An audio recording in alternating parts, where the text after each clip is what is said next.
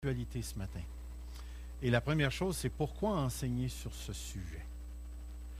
On est dans une série d'études présentement qui met en relief la sagesse du monde d'un côté et la sagesse de Dieu de l'autre côté. Le grand problème des Corinthiens, c'est qu'ils désiraient être dans le Seigneur avec les standards du monde.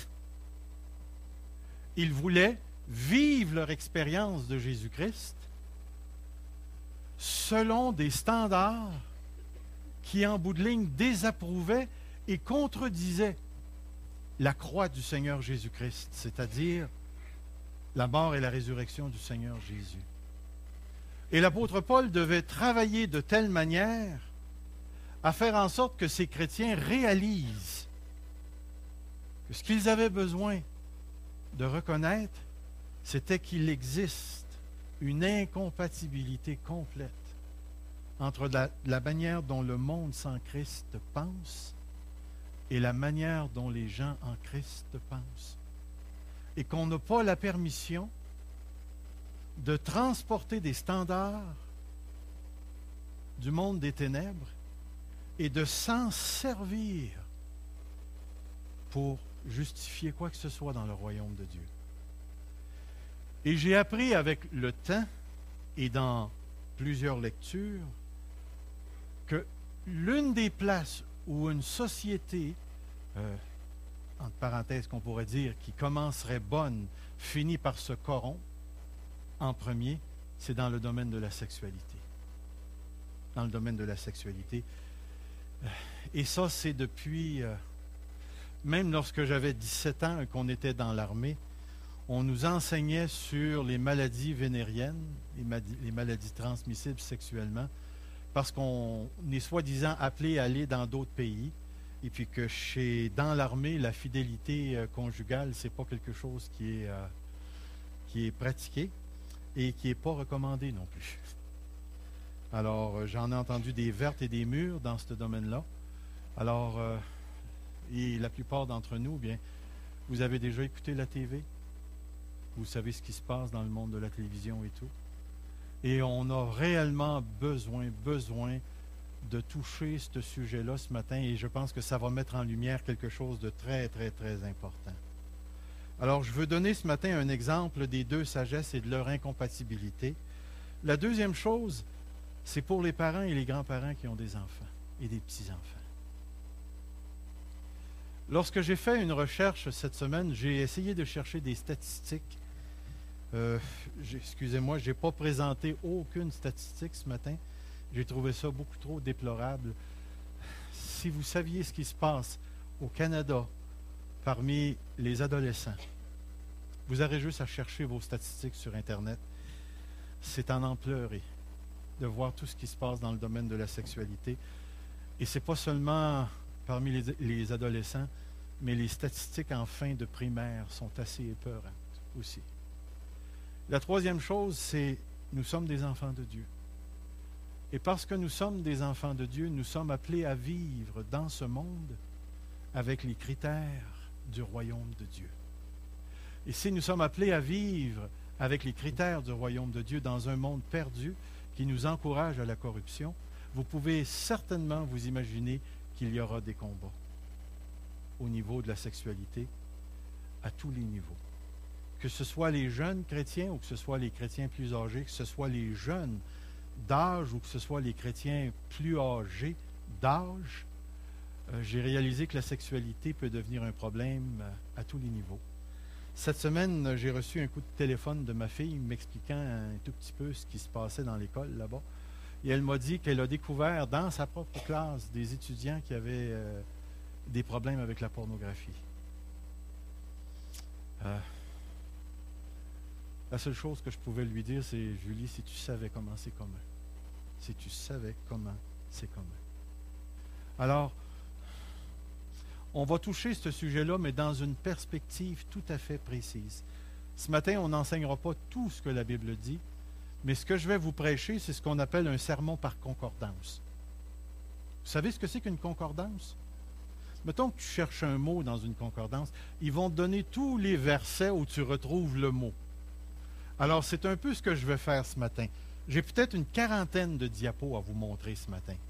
Tout ce que j'ai voulu faire, c'est de mettre un enseignement pour que vous puissiez le lire avec moi. Fait qu'on va avoir les yeux rivés sur l'écran ce matin et on va regarder plusieurs textes de l'Écriture. Et le but de ça, c'est de vous faire sentir le poids de la parole de Dieu dans ce sujet-là. Comprenez bien, hein? Le péché sexuel, c'est pas le pire péché. L'orgueil est un des plus grands péchés. Mais la sexualité reste un lieu où l'orgueil se manifeste. Alors, on va regarder quelque chose ce matin, et puis vous pourrez en jaser, faire vos commentaires ensuite. Puis, je n'haïrais pas qu'on ait de l'interaction ce matin. Si jamais vous voyez quelque chose qui accroche ou qui vous accroche, gênez-vous pas pour lever la main, poser des questions. Ce matin, ça va être un peu différent parce que ce n'est pas basé juste sur un texte qu'on expose. Comme je vous dis, c'est une approche de la concordance. On va voir plusieurs textes. Il y a quelque chose que je veux mettre devant vous avant d'aborder le texte. Si vous avez lu la petite note dans le bulletin, la pensée moderne d'aujourd'hui, qui va éventuellement toucher la sexualité, mais qui touche la totalité de ce qu'on peut percevoir dans notre société, se résume un petit peu à ceci. J'ai mis un texte, j'espère que vous pouvez le lire, que ce n'est pas trop petit. Arrivez-vous à voir en arrière où c'est trop petit? OK, mais je vais vous le lire quand même. J'ai écrit ceci. L'idolâtrie de la raison scientifique. Premièrement, savez-vous ce que c'est que la raison scientifique?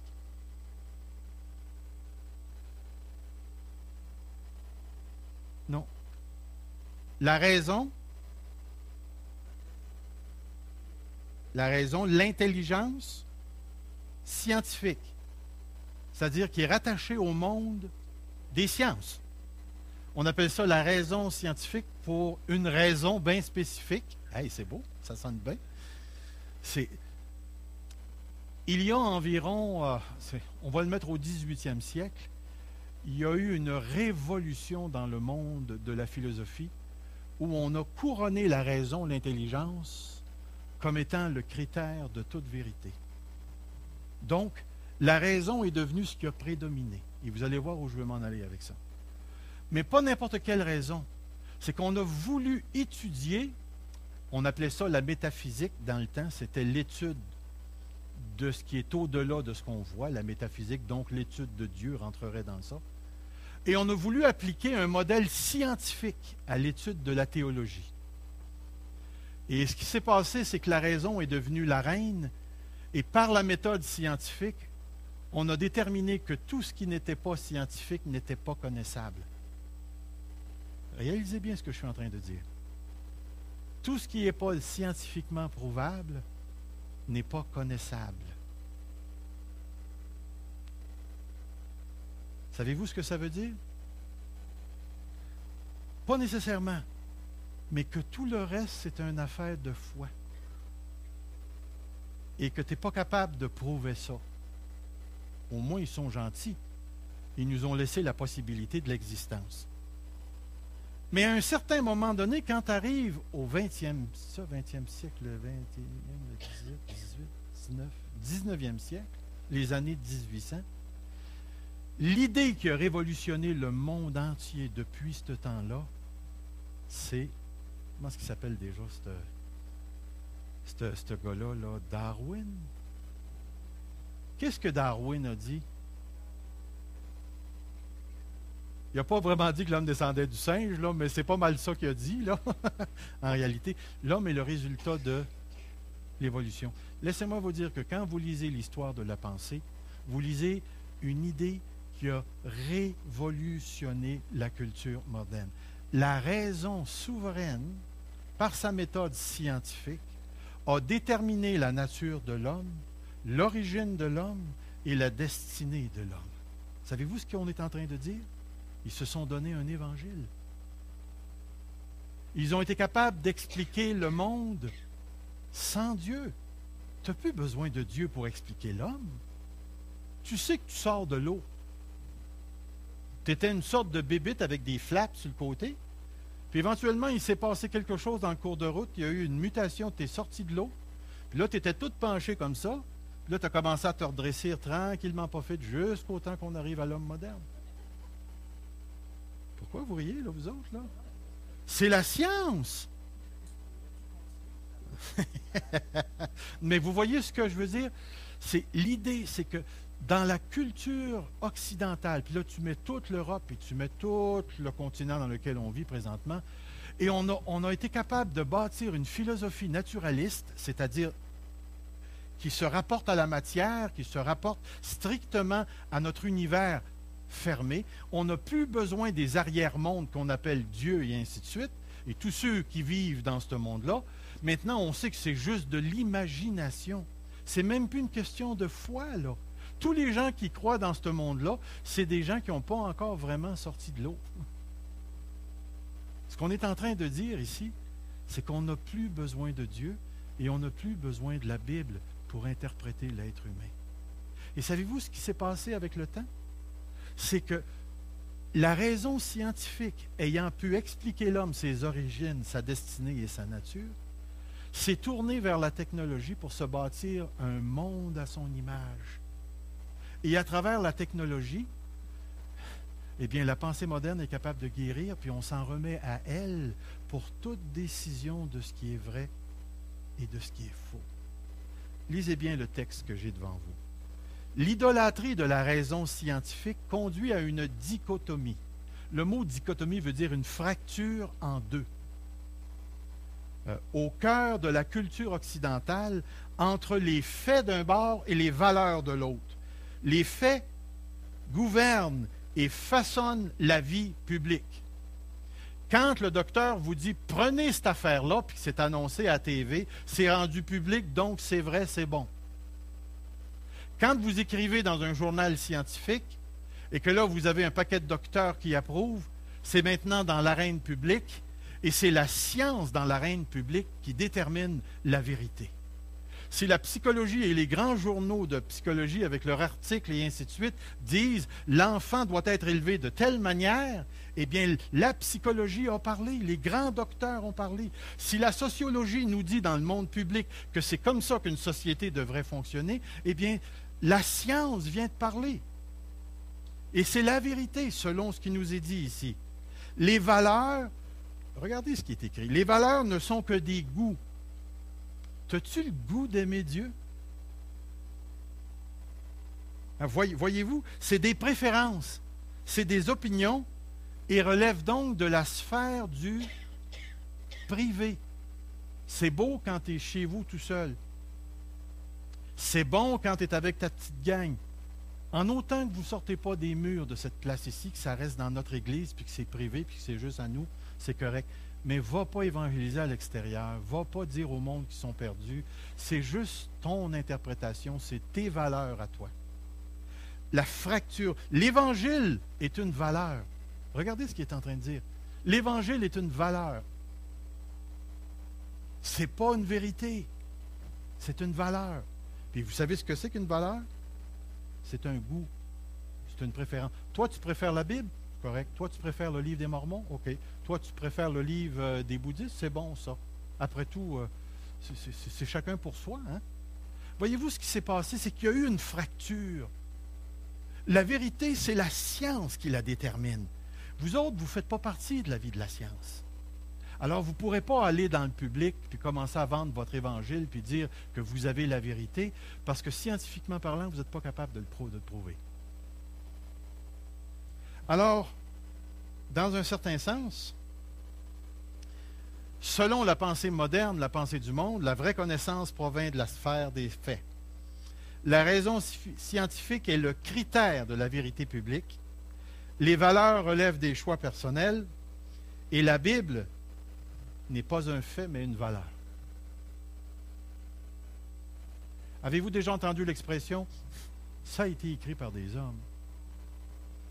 Ça a juste été écrit par des hommes. Alors, qu'est-ce que le gars est en train de dire? Que ça n'a pas de valeur intrinsèque. C'est-à-dire que ce n'est pas un fait scientifique. Puis à part de ça, ces gars-là, ils se sont tous trompés. Écoute, garde un fait. Dans le monde, il y a plusieurs religions. Si c'était la vérité, tout le monde créerait la vérité. Voyez-vous l'idée? C'est quand, lorsqu'on a fracturé à travers la pensée, on a fracturé la société. De telle manière qu'aujourd'hui, les faits scientifiques et les valeurs sont deux domaines séparés et l'un est plus important que l'autre. Et c'est à partir de celui-là qu'on doit déterminer. Comprenez, il y a des gens qui passent leur vie à étudier la Bible sans être chrétiens, parce que la Bible, c'est le livre de la religion d'un peuple. Donc, tous ceux qui étudient l'histoire de la religion peuvent étudier la Bible, puis faire des doctorats et tout ce que tu voudras sans jamais être sauvé, sans jamais expérimenter le salut. Cette fracture-là a aussi affecté la vie sociale. Dans un tel contexte, la sexualité est une valeur. Puis vous vous rappelez ce qu'on a dit à propos des valeurs? Les valeurs sont des goûts, des préférences, des opinions et relèvent de la sphère privée. Savez-vous ce que ça veut dire? Fais ce que tu veux. Il n'y a pas de vérité dans le sexe. Ça va selon le goût. Puis laissez-moi vous dire qu'il y en a qui ont plus le goût que d'autres. Il n'y a pas de ligne. Il n'y a pas de marque. Il n'y a pas de cadre. Il n'y a pas de fondement. Parce que tout ce que la science peut te dire, c'est que la sexualité est là, puis il faut que ça marche. C'est pour la survie. Et en même temps, si tu rajoutes le domaine de la psychologie, on t'encourage parce que c'est psychologiquement bon d'exercer ta sexualité. Seul problème, c'est peut-on moralement condamner ou approuver un goût? Je vous pose la question. Est-ce qu'on peut condamner ou approuver un goût? Alors moi, je m'en vais au restaurant. Puis pour dessert, ils nous servent de la cantaloupe. Ma femme a dit « Wow! » Moi, je suis là, puis je dis « Ugh. »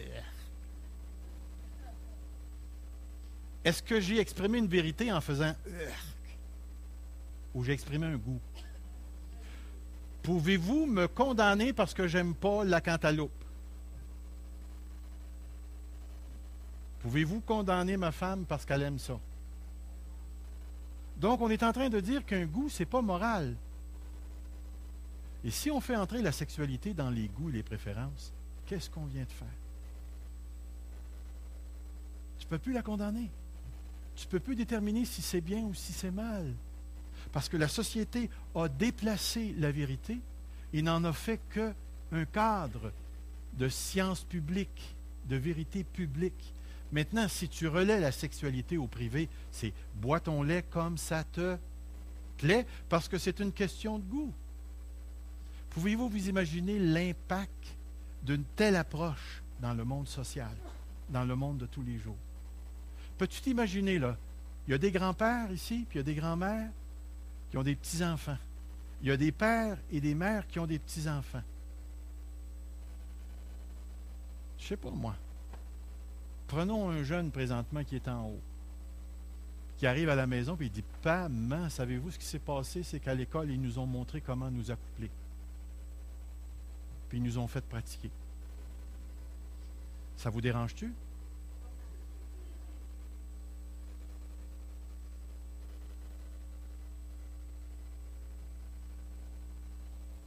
Puis il dit « Pour être certain qu'on ne sera pas en danger, il nous donne des morceaux de plastique. »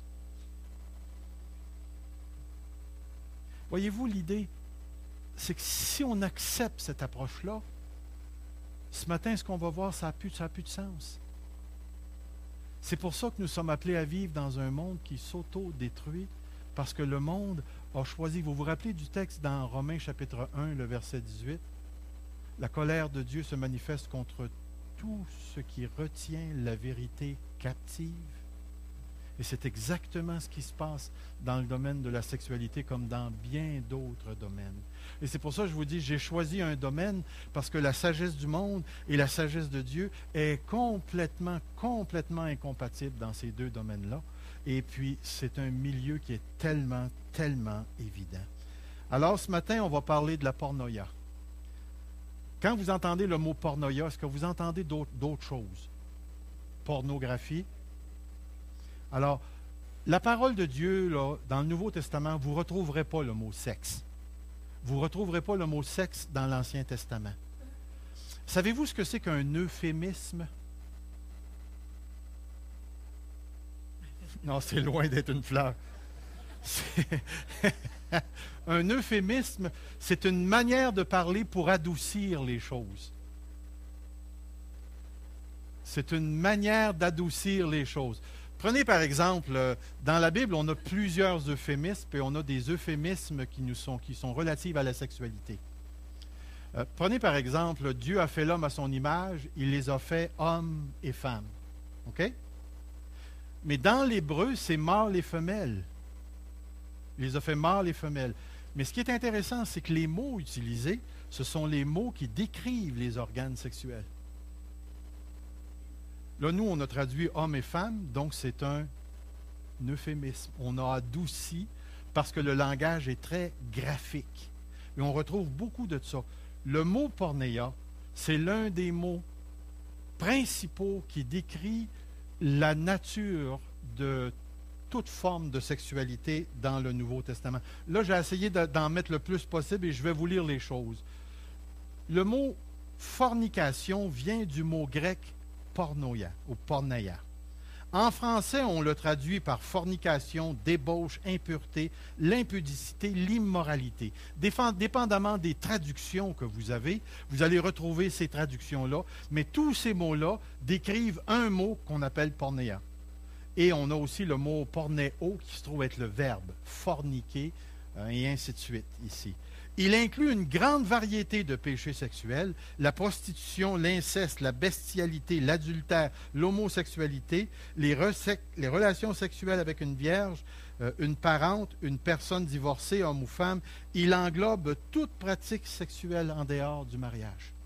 Autrement dit, c'est ce qu'on appelle un terme parapluie qui englobe tous les péchés. Donc, chacun de ces péchés-là a un mot spécifique, mais le mot pornéa a pour but de toutes les regrouper ensemble. Alors, la Bible parle de sexualité, spécifiquement de sexualité à l'extérieur du mariage et des pratiques condamnées par Dieu. Et nous allons voir des choses. Il s'agit donc d'un terme général. Il est même appliqué à l'idolâtrie, puisque celui ou celle qui adore un autre Dieu que Yahweh commet un adultère spirituel. C'est toujours le contexte qui détermine avec précision la nature du péché mentionné. Et c'est ce qu'on va faire ce matin. On va regarder des textes spécifiques. Je me suis concentré que sur le Nouveau Testament. L'Ancien Testament, ça sera pour une autre fois, mais le Nouveau Testament, parce qu'on est dans la Nouvelle Alliance, j'ai voulu mettre en évidence ce que la parole de Dieu dans le Nouveau Testament nous enseigne. Et là, je vais commencer à mettre des textes devant vous. Les enfants nés d'une union illégitime sont appelés dans la Bible des enfants de fornication. Regardez le texte. Vous faites les œuvres de votre Père, et lui dire, nous ne sommes pas des enfants. Le mot est traduit par illégitime. Dans le grec, c'est pornéa. Nous avons un seul Père, Dieu. Le mot ici, illégitime, est pornéa, fornication, donc des enfants de la fornication. Jésus nous dit que la fornication fait partie de la même catégorie que l'adultère, l'inceste et la prostitution. Regardez dans Matthieu 5,15, c'est du cœur que viennent les mauvaises pensées, les meurtres, les adultères, les fornications, les vols, les faux témoignages, les calomnies. C'est du cœur que ça sort. Et si vous remarquez, le Seigneur le met dans toute une série de péchés. Il ne l'élève pas, il ne l'abaisse pas, il fait partie de ce groupe. Lorsque les apôtres se sont consultés pour déterminer si les païens, c'est-à-dire les non-juifs, devaient se soumettre à la loi de Moïse, ils ont tous été d'accord qu'il ne fallait pas les soumettre à cette loi. Toutefois, ils ont fait des recommandations dans lesquelles la fornication est nommée. Donc, les apôtres, tout comme le reste de la Bible, n'approuvent pas la fornication. Regardez le texte.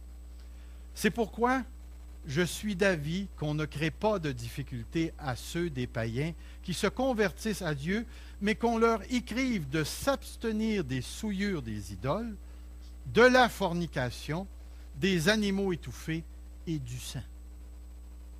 C'est intéressant.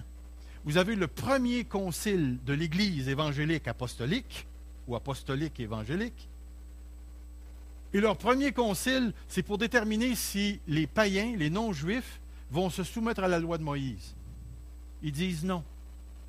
Ils leur donnent des conseils, et c'est la fornication qu'ils mettent devant eux, parce qu'elle était flagrante parmi les païens. L'apôtre Paul reproche à l'Église de Corinthe de demeurer passive devant un membre de l'Église qui commettait une fornication sérieuse impliquant une personne mariée. Le péché est d'autant plus sérieux parce que le jeune avait une relation sexuelle avec l'épouse de son père, c'est-à-dire sa belle-mère. Non pas sa mère, mais sa belle-mère. Regardez le texte. On entend dire généralement qu'il y a parmi vous de la débauche. Grec, porneia.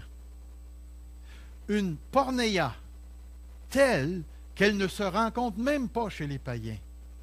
C'est au point que l'un de vous a la femme de son père, et vous êtes enflé d'orgueil, et vous n'avez pas été plutôt dans l'affliction, afin que celui qui a commis cet acte soit ôté du milieu de vous. Vous avez quelque chose qui se passe dans la vie de l'Église, au niveau de la pornéia, de la fornication, et l'Église reste complètement passive. Elle ne fait rien. Et l'apôtre Paul dit, vous êtes enflé d'orgueil.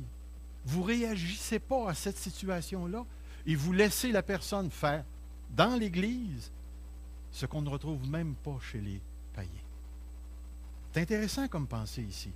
À quel point l'apôtre Paul incitait l'Église à être extrêmement sérieuse dans ce domaine-là. L'apôtre Paul ajoute au sujet de la fornication que l'Église ne doit pas entretenir de relations. L'apôtre Paul ajoute au sujet de la fornication que l'Église ne doit pas entretenir de relations avec une personne qui se dit frère, en d'autres mots, disciple de Jésus-Christ, et qui pratique la fornication. Il est important de noter également que la fornication est l'un des éléments d'une liste de péchés aussi sérieuses les uns que les autres. Regardez le texte. Je vous ai écrit dans ma lettre de ne pas avoir de relation avec les fornicateurs. Entre parenthèses, Louis II, les débauchés. Non pas d'une manière absolue avec les fornicateurs de ce monde, ou avec les cupides, ou les ravisseurs, ou les idolâtres. Autrement, il vous faudrait sortir du monde. Là, je pense que j'ai oublié d'enlever une phrase, mais on va aller à l'autre. Maintenant, ce que je vous écris, c'est de ne pas avoir des relations avec quelqu'un qui, se nommant frère, une personne qui se dit être sauvée dans la grâce, disciple de Jésus-Christ. Il lui dit, se nommant frère est en même temps fornicateur, cupide, idolâtre, ou outrageux, ou ivrogne, ou ravisseur, de ne pas même manger avec un tel homme. Qu'ai-je en effet à juger ceux du dehors? N'est-ce pas ceux du dedans que vous avez à juger? Pour ceux du dehors, Dieu les juge. Mais regardez bien le texte, à quel point c'est sérieux cette affaire-là. Le gars couche avec sa blonde, il pratique la fornication, puis il vient adorer le dimanche matin, puis on le sait, puis on ne bouge pas. Admettons. OK? La parole de Dieu nous dit, si quelqu'un se nommant frère pratique une telle chose, puis on pourrait rajouter ivrogne, ravisseur, outrageux, idolâtre. La parole de Dieu nous dit que ce frère a besoin d'être placé sous discipline et expulsé de l'Église et de ne pas avoir de relation avec lui, tant qu'il ne se sera pas repenti de son péché. Donc, c'est quelque chose d'extrêmement sérieux, cette affaire-là. Dans cet autre texte de la lettre aux Corinthiens, l'apôtre affirme que nous ne nous appartenons pas à nous-mêmes, mais que nous sommes au Seigneur. Dieu n'a pas fait le corps pour la fornication, il est fait pour glorifier Dieu. Le corps appartient ainsi au Seigneur. Ce texte met en évidence le point de vue de Dieu, le seul que les croyants doivent suivre. Regardez le texte. Les aliments sont pour le ventre et le ventre pour les aliments. Et Dieu détruira l'un comme l'autre. Mais le corps n'est pas pour la fornication, il est pour le Seigneur et le Seigneur pour le corps. Très sérieux comme pensée. Paul nous demande au nom de Dieu de fuir la fornication. Il met en évidence la particularité du péché de fornication. Les personnes impliquées dans la fornication, c'est-à-dire sexe hors mariage, pêchent contre leur propre corps. De plus, dans le même chapitre, au verset 15 et 16, l'apôtre dit que lorsqu'une personne s'unit à une prostituée, et j'ai marqué entre parenthèses à sa blonde, ou à une femme ou un homme sans être marié, il devient une seule chair avec cette personne. Regardez ce qui est écrit. Il crée un lien qui engendre des conséquences spirituelles. Prenez le temps de peser sur cette phrase-là. Si la sexualité, c'est juste une valeur, on est en train de dire qu'il n'y a pas de conséquences au geste. Mais la parole de Dieu, que nous reconnaissons comme étant la vérité, la parole de Dieu nous dit que lorsqu'une personne a une relation sexuelle, il y a un lien qui se crée entre ces deux personnes-là. Et à l'intérieur de ce lien-là, il y a des conséquences spirituelles qui sont engendrées ici. Ce lien n'est pas négligeable parce que c'est par l'union des corps que la destinée de deux personnes se solde. Tu quitteras ton père et ta mère, tu t'attacheras à ta femme et les deux deviendront une seule chair. Qu'est-ce qu'il se passe lorsqu'ils sont devenus une seule chair? Que l'homme ne sépare point ce que Dieu a uni. Il y a quelque chose de spirituel qui se passe lorsque toutes les étapes ont été franchies. Et il y a la naissance maintenant d'une nouvelle destinée qui implique les deux personnes. Alors, si cette destinée n'est pas bénie de Dieu, c'est un jugement que transportent ces personnes. C'est vraiment, mais vraiment sérieux ici. C'est un jugement que transportent ces personnes. Et on pourrait vous emmener cas par-dessus cas où on a parlé avec des gens qui se sont livrés à la pratique de la fornication et qui ont engendré des liens dans leur vie personnelle et dont des liens qu'on a été obligé de traiter dans la grâce parce que ces liens avaient encore des effets sur les personnes dans les moments où ces gens-là nous parlaient ici. C'est pourquoi il est écrit dans 1 Corinthiens 6, 18, « Fuyez la débauche, la fornication.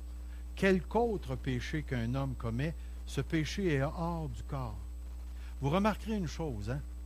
La Bible fait une différence entre la chair et le corps. La chair n'héritera pas le royaume des cieux. Le corps, oui.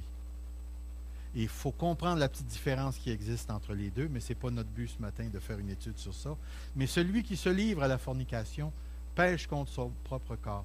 Ne savez-vous pas que votre corps est le temple du Saint-Esprit qui est en vous et que vous avez reçu de Dieu et que vous ne vous appartenez point à vous-même, car vous avez été rachetés à un grand prix. Glorifiez donc Dieu dans votre corps, dans votre esprit, qui appartiennent à Dieu. Le poids de ce texte est immense. À qui appartenez-vous? Moi, je n'appartiens pas pour personne. Je suis mon propre chef. Tu viens de penser selon les standards du monde. C'est moi qui décide de ce qui m'arrive. Tu viens de penser selon les standards du monde. Oui, mais j'ai une volonté. Tu viens de penser selon les standards de Dieu.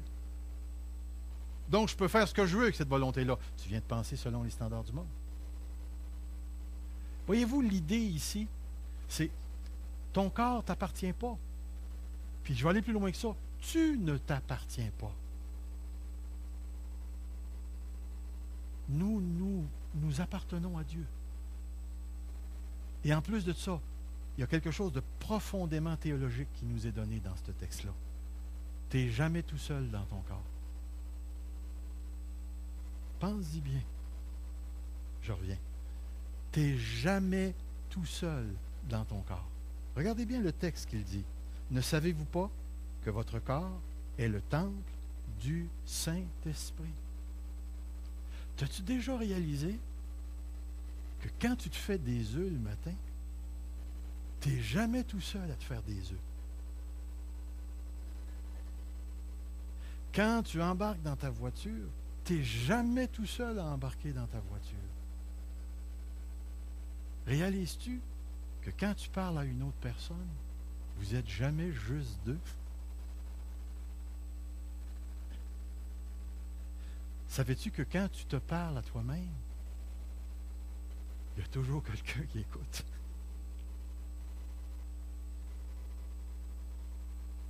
Quand tu te mets à réfléchir sur cette réalité-là, tu te rends compte que même dans le secret, tu n'es jamais seul.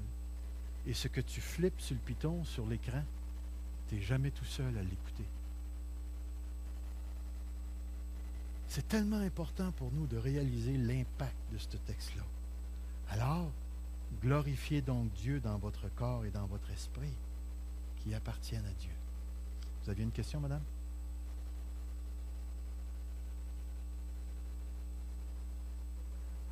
Non? Mhm.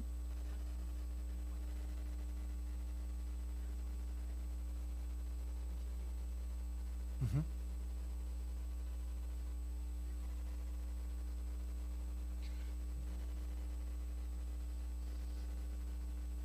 OK.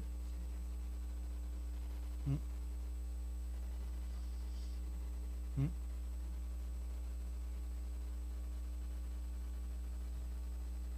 Mhm. Alors, on pourrait reparler du divorce éventuellement. Il y a des choses bien intéressantes à dire là-dessus aussi. Regardez ici. La fornication fait partie des œuvres de la chair pour lesquelles une personne non repentante ne peut pas hériter du royaume de Dieu. Vous connaissez ce texte? Dans Galates 5, qui nous dit « Or, les œuvres de la chair sont évidentes, ce sont... » Puis la première chose qu'il mentionne, ce sont la fornication, l'impureté, le dérèglement, l'idolâtrie, la magie, les rivalités, les querelles, les jalousies, l'animosité, les disputes, les divisions, les sectes, l'envie, l'ivrognerie, attendez, je vais prendre mon souffle, les excès de table, les choses semblables. Je vous dis d'avance, et comme je l'ai déjà dit, que ceux qui commettent de telles choses n'hériteront pas le royaume de Dieu. Vous savez, il y a une chose qui nous est dit, que la chair ne peut pas hériter et ne se soumet pas à la loi de Dieu. Romains chapitre 8.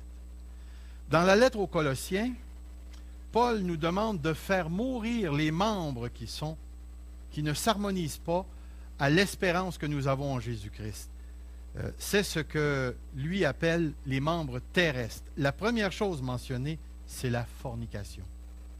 Faites donc mourir ce qui dans vos membres est terrestre, la fornication, l'impureté, la passion, les mauvais désirs, la cupidité qui est une idolâtrie. C'est à cause de ces choses que la colère de Dieu vient sur les fils de la rébellion, parmi lesquels vous marchiez autrefois lorsque vous viviez dans ces péchés.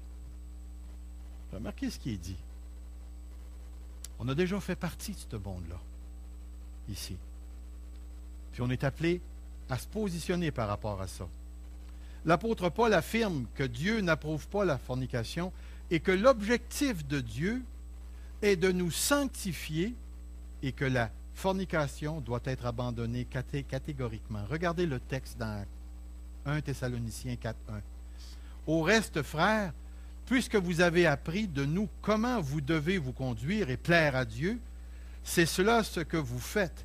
Nous vous prions et nous vous encourageons au nom du Seigneur Jésus de marcher à cet égard de progrès en progrès. Vous savez en effet quels préceptes nous vous avons donnés de la part du Seigneur Jésus. Ce que Dieu veut, c'est important, ce que Dieu veut, c'est votre sanctification. Qu'est-ce que ça veut dire? C'est que vous vous absteniez de la fornication, c'est que chacun de vous sache posséder son corps dans la sainteté et l'honnêteté, sans vous livrer à une convoitise passionnée comme font les païens qui ne connaissent pas Dieu. Qu'est-ce que Dieu veut ici? Dieu veut la sanctification. Et dans ce contexte-là, se sanctifier veut dire quoi? Abstenez-vous de la fornication, sous toutes ses formes. Et que chacun de nous possède son corps dans la sainteté. Dans la sainteté. Il y a toute une exhortation ici pour nous. Dans la petite lettre de Jude, nous retrouvons non seulement les habitants d'une ville jugés pour leur pratique de la fornication, mais nous avons l'effroyable jugement de Dieu envers eux, ce qui démontre la gravité avec laquelle Dieu regarde ce péché. Jude 6. Là, il parle des anges qu'il a réservés pour le jugement du grand jour, enchaînés éternellement par les ténèbres, les anges qui n'ont pas gardé leur dignité, mais qui ont abandonné leur propre demeure. Que Sodome et Gomorrhe et les villes voisines qui se livrèrent comme eux à la fornication. À la fornication. Et à des vices contre nature sont donnés en exemple, subissant la peine d'un feu éternel. Le chapitre 13 de la lettre aux Hébreux met en relief le mariage d'une part et la fornication de l'autre et les adultères. Si le mariage est honorable, la fornication sera jugée par Dieu. Et le texte dit que le mariage soit honoré de tous et le lit conjugal exempt de souillure, car Dieu jugera les débauchés, les fornicateurs et les adultères. Est-ce que ça vous paraît clair ici? En tout cas, c'est bien dur à contourner. Jésus dit aux églises de Pergame, parce qu'oubliez pas, la fornication est associée avec la prophétie. Regardez ce qui est écrit. Jésus dit aux églises de Pergame et de Thyatire qu'il avait des choses à leur reprocher. Et l'une de ces reproches était qu'on laissait une personne encourager les gens dans l'Église à se livrer à la fornication. Regardez le texte. Mais j'ai quelque chose contre toi, c'est que tu as là des gens attachés à la doctrine de Balaam qui enseignaient à Balak à mettre une pierre d'achoppement devant les fils d'Israël pour qu'ils mangent des viandes sacrifiées aux idoles et qu'ils se livrent à la fornication. L'autre texte, mais ce que j'ai contre toi, c'est que tu laisses la femme Jézabel, qui se dit prophétesse, enseigner et séduire mes serviteurs pour qu'ils se livrent à la fornication et qu'ils mangent des viandes sacrifiées aux idoles. Probablement que l'arrière-plan de ce texte-là ou de ces deux versets-là, c'était ce qu'on appelle la prostitution. Comment est-ce qu'il appelait ça? C'était la prostitution qu'on retrouvait dans les temples, parce qu'il y avait des prostituées qui prophétisaient et qui incitaient les gens à chercher Dieu dans l'acte sexuel. La fornication fait partie d'une liste impressionnante de péchés. Nous retrouvons dans cette liste l'adoration démoniaque, le meurtre, la sorcellerie et le vol. Dans le livre de l'Apocalypse 9:20, il est écrit « Les autres hommes qui ne furent pas tués par ces fléaux ne se repentirent pas des œuvres de leurs mains, ils ne cessèrent pas d'adorer les démons, les idoles d'or, d'argent, d'airain, de pierre, de bois, qui ne peuvent ni voir, ni entendre, ni marcher, et ils ne se repentirent pas de leurs meurtres, de leurs enchantements, ni de leur fornication et de leur vol. » Très sérieux. Un dernier mot mérite notre attention. Les deux prochains passages témoignent de la gravité de la fornication, porneia, tout péché sexuel, y compris les relations sexuelles sans mariage. Les apôtres Paul et Jean nous placent devant l'effroyable réalité de l'enfer. Regardez bien ces deux textes. Dieu nous dit dans ces deux passages que ceux qui se livrent à la fornication, n'hériteront pas le royaume de Dieu d'une part, et d'autre part, que les fornicateurs subiront le jugement de la seconde mort, c'est-à-dire l'étang de feu ardente. Regardez les textes. Vous vous rappelez de ce texte? Or, les œuvres de la chair sont évidentes, ce sont la fornication, et là, il nomme tout. Et à la fin du verset 21, c'est marqué « Comme je l'ai dit, que ceux qui commettent de telles choses n'hériteront point le royaume de Dieu. » C'est extrêmement sérieux ce que l'apôtre Paul est en train de dire ici. L'autre texte est encore plus épeurant même, je trouve. Mais pour les lâches, les incrédules, les abominables, les meurtriers, les fornicateurs, les magiciens, les idolâtres, et tous les menteurs, leur part sera dans l'étang ardent de feu et de soufre, ce qui est la seconde mort. Je ne sais pas si tout au long de ce que vous avez entendu le poids de ce que la parole de Dieu nous parle. La sexualité est quelque chose qui a été créé par Dieu et c'est rattaché à la vie, rattaché à la naissance de la vie, à la conception de la vie. Et c'est tellement précieux, cette chose-là, je reviens mon frère, c'est tellement précieux cette chose-là, que c'est une des premières places où le péché s'est manifesté. Vous rappelez-vous la première prise de conscience d'Adam et Ève après qu'ils ont mangé de l'arbre de la connaissance du bien et du mal? Ils ont réalisé qu'ils étaient nus. C'est intéressant, pourquoi nous parle-t-il de la nudité à ce point-là? Et pourquoi, lorsque Dieu répond au péché, il fait des vêtements pour couvrir leur nudité? La source de la vie a été corrompue. Pensez bien à ça. Maintenant, tous ceux qui vont descendre de cette source-là vont être touchés par cette corruption-là. Aucun d'entre nous est capable de faire ou de mettre au monde un petit saint. On met au monde des petits pécheurs qui, livrés à eux-mêmes, deviennent des grands prêcheurs. Pêcheurs, pas des prêcheurs, ça sera bien trop de fun, mais des pêcheurs. Des pêcheurs. Je reviens à ta question. Probablement ceux qui refusent ou qui abandonnent de témoigner lorsque le temps vient. Ce sont ceux qui rejettent l'Évangile lorsqu'ils sont confrontés à la perte de la vie ou quelque chose semblable à ça. Oui, Yvon?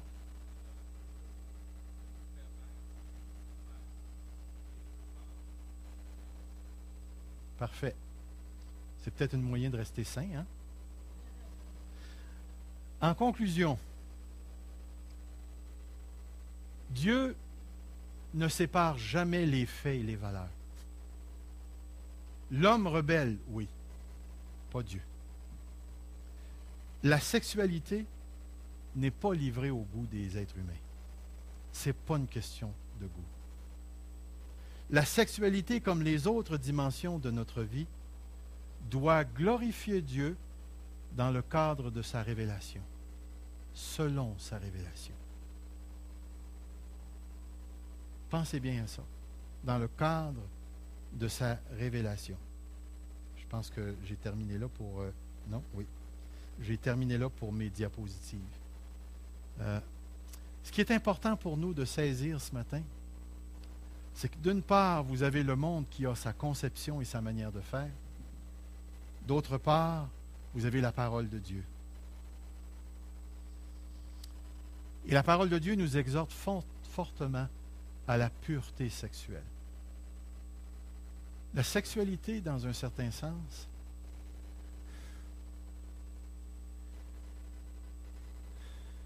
c'est l'expression du cœur. C'est la révélation de la personne. C'est une source de gratification très importante et très intense. Si nos enfants se livrent à une sexualité pervertie, ils engendrent des conséquences dans leur vie pour des années. Mais il y a quelque chose, selon moi, qui est encore beaucoup plus sérieux.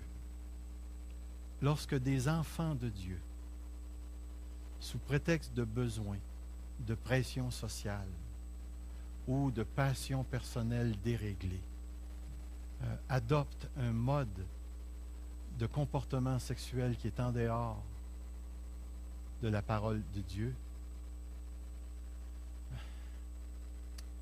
nous avons des fichus de problèmes ici. Parce que c'est une porte par laquelle l'ennemi entre dans la vie des gens et entre aussi dans l'Église. Si on avait étudié dans l'Ancien Testament, on aurait vu que lorsque quelques Israélites se livraient à la fornication, la condamnation tombait sur tout le peuple. On a des exemples de cela dans l'Ancien Testament. Et ce qu'il ne faut pas oublier, frères et sœurs, c'est qu'on est tellement liés les uns les autres que les péchés des uns et des autres nous affectent aussi en tant que communauté. Toutes les exhortations que nous avons dans le Nouveau Testament au sujet d'une Église pure et qui doit couper avec le péché lorsqu'il se manifeste dans l'Église, c'est quelque chose qu'une Église ne peut absolument pas négliger. Parce qu'une fois que la corruption s'est installée dans la vie de l'Église, l'Église n'a plus aucune utilité pour la cause du royaume de Dieu ici-bas sur cette terre. Elle ne sert plus à rien, absolument à rien. Son témoignage a été, comment dirais-je, a été bafoué et elle ne peut plus produire les œuvres et les signes du royaume de Dieu. C'est tellement sensible, ce domaine-là, et c'est tellement important, ce domaine-là. Vous avez déjà été jeune?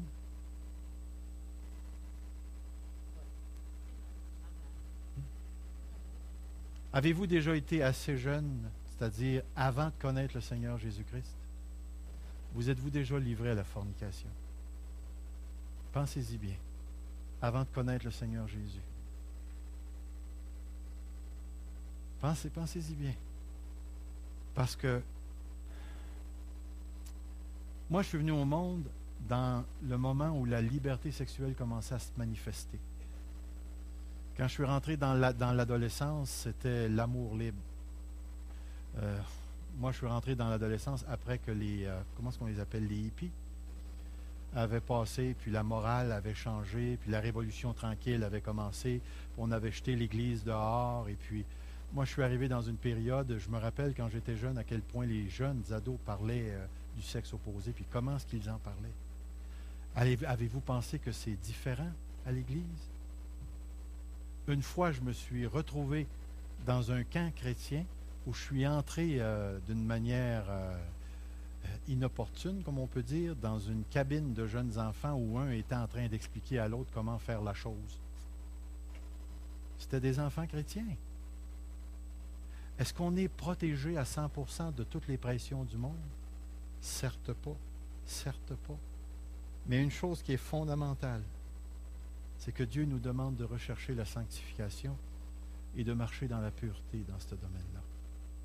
Une autre chose, c'est que nous avons accès par l'Internet, dans l'intimité de nos ordinateurs, de nos maisons, de nos chambres à coucher, à une pornographie accessible avec vidéo et tout ce que vous voulez. C'est tout là.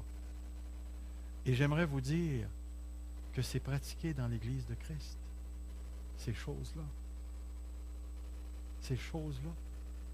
Et que nous, les hommes mâles, nous sommes extrêmement susceptibles à la pornographie.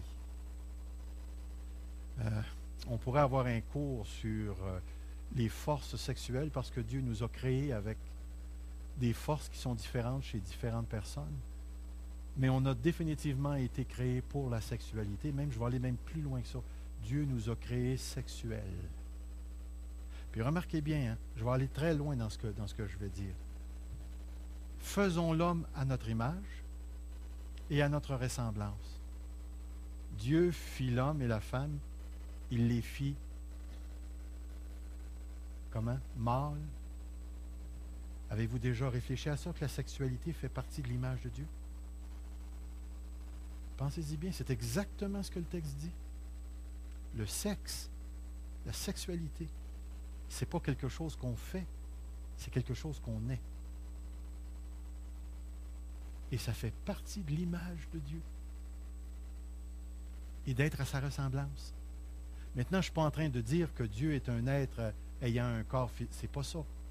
Puis je n'ai pas le temps d'élaborer pour bien dire, mais tout ce que je veux que vous réfléchissiez à ce point-ci, c'est que la sexualité, c'est tellement sérieux, parce que, et je vais employer une mauvaise phrase avec du mauvais français, par la sexualité, on image Dieu. Pensez bien à celle-là. Par la sexualité, on manifeste notre image et ressemblance à Dieu. C'est tellement sérieux, puis c'est tellement profond, ce concept-là, qu'on a de la misère à l'assimiler, parce qu'on a toujours vu la sexualité comme quelque chose qui est à l'extérieur de nous. Et ce n'est pas du tout ce que la parole de Dieu nous enseigne. Et c'est pourquoi lorsqu'il se crée un mariage, il se crée une destinée non seulement entre deux personnes, mais une destinée spirituelle. Une destinée spirituelle. Puis il y a une autre chose que je vais souligner ici. Avez-vous remarqué que ce n'est pas juste l'homme qui est l'image, mais que c'est l'homme et la femme? Pensez bien à cette vérité-là. Il y a quelque chose d'extrêmement profond ici.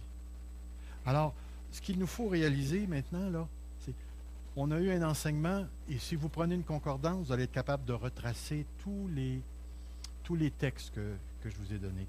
Si jamais vous voulez avoir les textes avec l'étude, vous avez juste envoyé un courriel, on va vous envoyer ça par courriel. Mais l'idée que je veux faire sortir ici,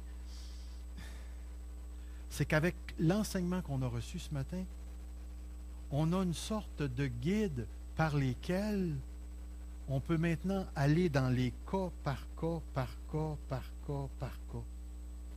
Et lorsque tu rencontres une situation, tu peux, à partir de ce guide-là, déterminer si ce que tu fais ou tu ne fais pas est correct.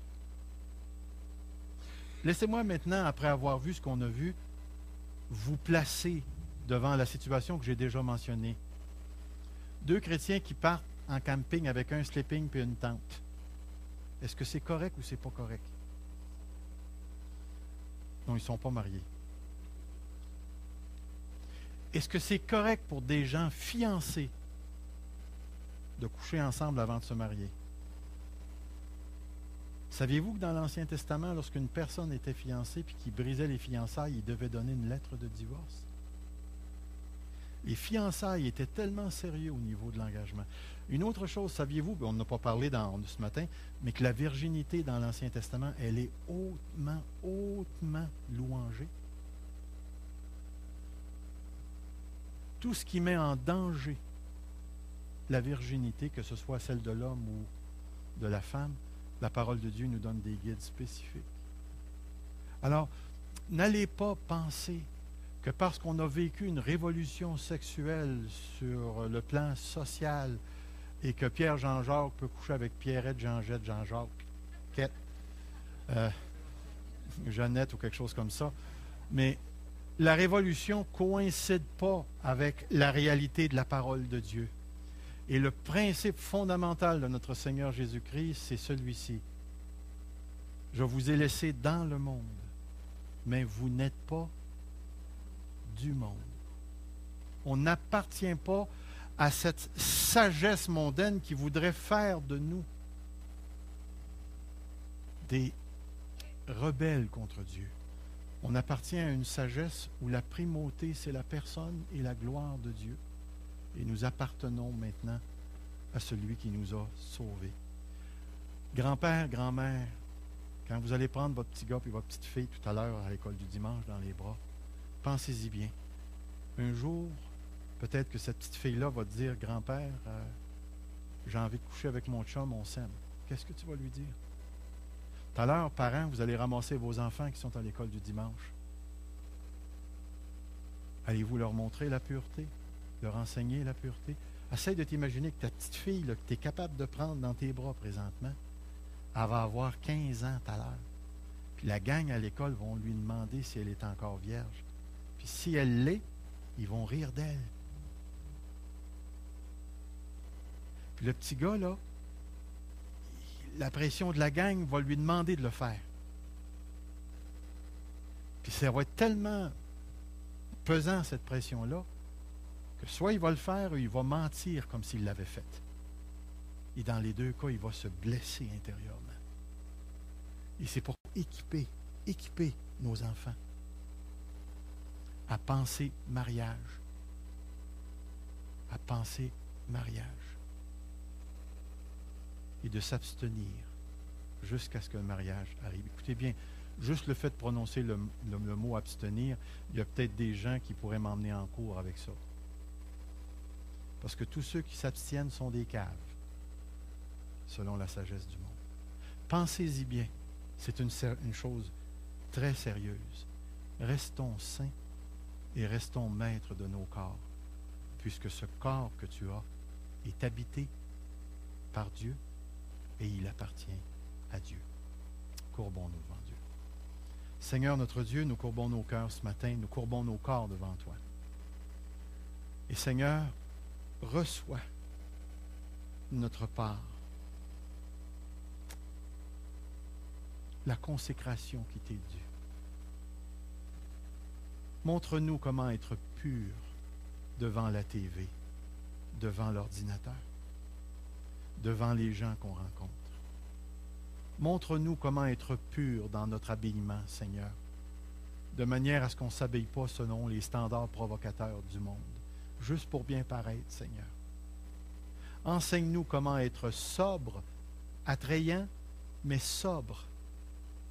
Montre-nous, Seigneur, comment honorer nos épouses et nos époux, Seigneur, de manière à ce qu'en public, on les touche d'une manière qui reflète la gloire de Dieu et que dans nos vies privées, on puisse t'honorer dans nos sexualités, Seigneur.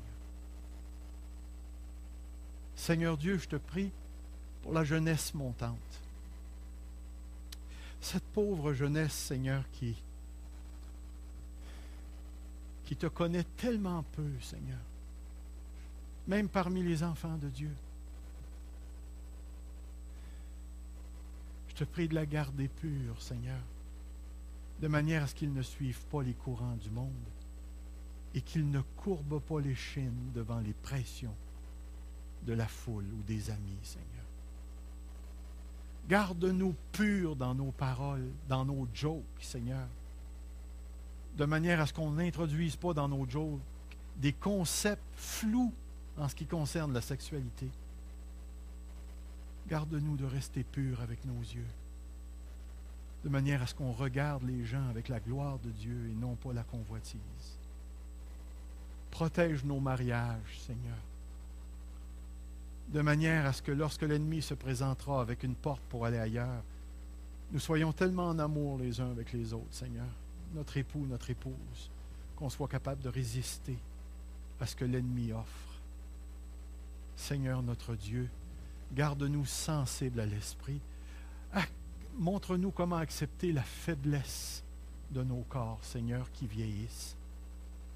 Et par-dessus tout, donne-nous la sagesse, ce saint discernement moral pour qu'on soit capable d'enseigner ceux qui sont autour de nous, dans ce domaine et dans bien d'autres domaines, Seigneur.